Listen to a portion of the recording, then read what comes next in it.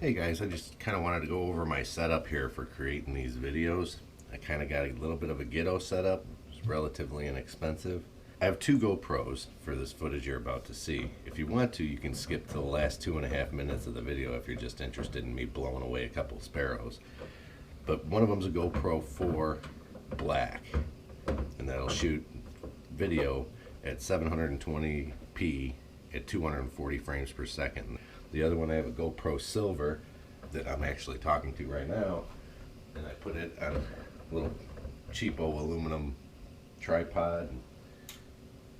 That was the footage that you were getting outside the garage where I was shooting.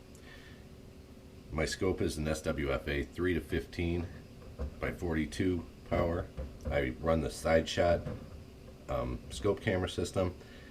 Again, Hajimoto makes a video about slamming it in, slamming it out. I have to set it up every time. I have to link the camera to my phone to make sure that it's right in order to get footage that isn't crap. My garage is, I have my bench outside. Yesterday it was a little windy, a little cold, so I can shoot from inside my garage there. It's 51 yards to the bird feeder that you're about to see. The rifle I have set at 110 bar. It's set up to shoot 34 grain JSB King Mark IIs at right around 880 feet per second on max. Or when I was hunting, I was running these, the JSB Hades, at 830 feet per second, and I had the hammer spring set to 2, which essentially the amount of air that I was using, I could get 140 shots per fill. So I wasn't using hardly any air. My bipod is a Atlas Kale Canton lock bipod. Now I had some issues with this, and I saw another YouTuber that he's pretty well-known YouTuber with air gun community. His bottle was like all gouged up right here, and that's because of this little clamp here. I actually had to file off these edges in order to keep it from hitting the bottle right here. So just something to keep in mind there. My bench, it's kind of my mobile bench setup. You can find plans for these on the internet. It's actually pretty nice setup. It came apart, but now I think it's kind of swollen up to the point where it won't come apart anymore. I wanted to mention that I tried recording. If you can see me sitting on the bench in the video that's going to follow here, I used my iPhone 7 to record that. Never again.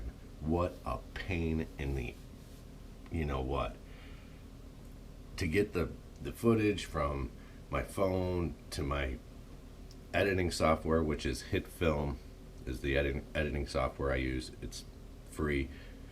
You can do all kinds of things with it, and that's how I get the slow-mo footage. I actually rate stretch when the shot went off, and you can see, like I said, you can see the pellet flying through the air with ease with the 720p 240 frames per second. The GoPro Black, that's important. It's got to be the black because the silver won't do it. Not 240 frames per second anyway. Just want to point out that I don't shoot any birds that I'm not real sure what they are. I only really shoot house sparrows and we don't shoot those because we're not real sure what that is, but that's a pretty cool looking bird. Other invasive species like European starlings and other stuff like that. I'm not just to massacre any bird.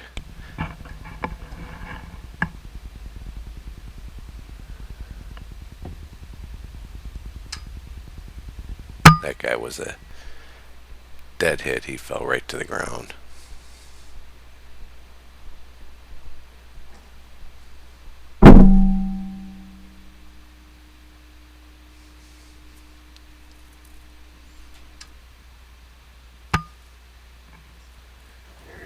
Now this is my iPhone recording. And the reason why I did this because I just wanted to illustrate that the shot was live.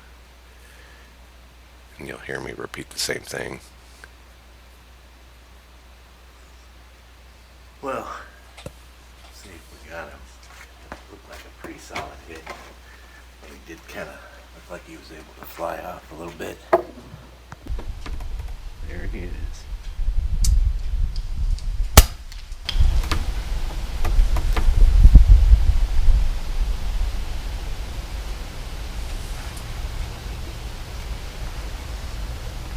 Well, see if we got him. It looked like a pretty solid hit, but he did kind of look like he was able to fly off a little bit.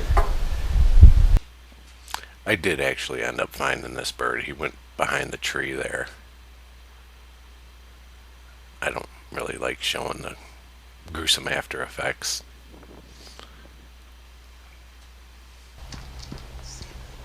Well, I don't see him over there. Guess we'll have to check the slow-mo. I think that's how people get banned.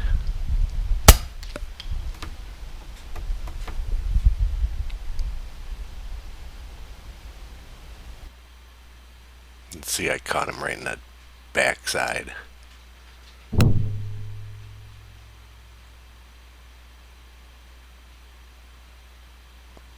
He flew about 10 feet.